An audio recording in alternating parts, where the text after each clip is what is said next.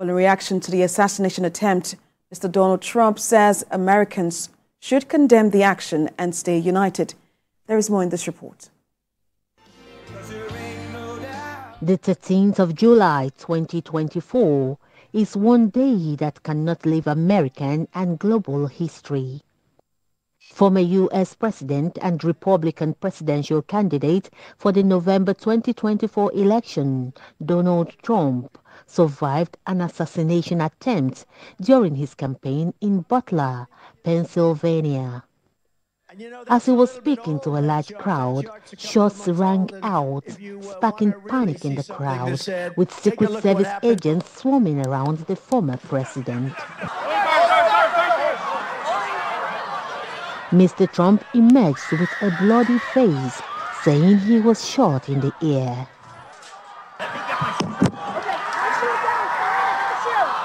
He said he heard wheezing sound and felt a bullet ripping through his skin. Donald Trump has returned to his home in New Jersey. On the flip side, the FBI has identified the gunman in the shooting as 20-year-old Thomas Matthew Crooks. He has been shot and killed by the Secret Service. Thomas Matthew Crooks is a resident of Bethel Park, Pennsylvania, about 35 miles south of Butler, where Donald Trump was holding his rally. Records reveal he was registered to vote as a Republican. This year's presidential election would have been the first he was old enough to vote in. Federal Election Commission records show that a donor listed as Thomas Crooks with the same address gave $15 to a Democratic-aligned political action committee called the Progressive Turnout Project in January 2021.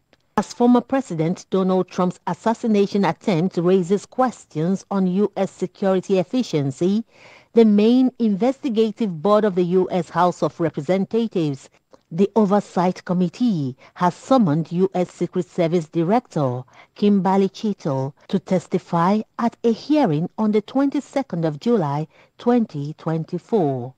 The panel said in a statement on social media that Americans demand answers about the assassination attempt of President Trump.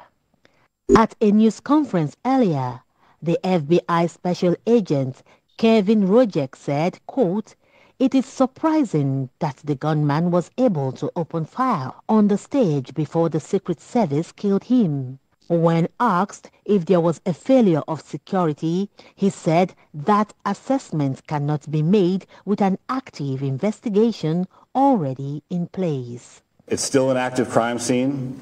As I mentioned, we have a number of agents on scene. We also are working closely with other federal agencies, our state partners, and our local police partners as well. The Secret Service was reportedly not at the news conference. The FBI Pittsburgh says it is the lead federal law enforcement agency in the investigation. Meanwhile, the President of the United States, Joe Biden, has condemned the attack on former President Donald Trump, calling on all Americans to denounce what he described as Sikh violence that must be condemned. In televised comments from his home in Delaware, President Biden also said everybody must condemn the violent scenes in Butler. He said he will try to speak with Mr. Trump over the phone as soon as possible. Share a common language.